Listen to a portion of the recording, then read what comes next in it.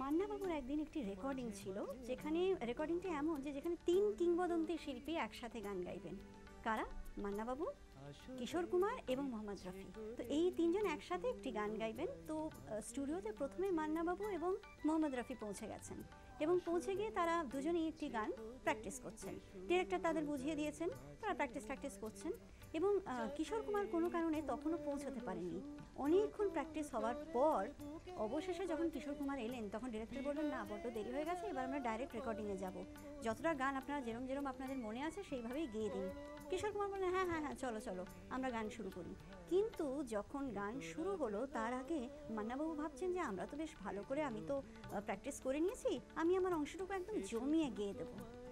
কিন্তু উনি বলছেন যে যখন গান শুরু হলো আর কিশোর কুমার গাওয়া শুরু করলেন, উনি বলছেন যে ওনার হাঁ করাটাই যেন আমাদের সকলকে একেবারে থমকে দিল।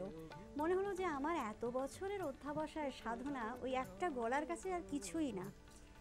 তো আপনারা বলুন তো, আজকের যুগে কোন শিল্পী যিনি এতটা শিক্ষিত, এতটা দীক্ষিত গানে, তিনি তার সমসাময়িক কোনো আরেকজন কণ্ঠশিল্পীর ব্যাপারে এতটা শ্রদ্ধা, এতটা সম্মান দিয়ে কথা বলবেন?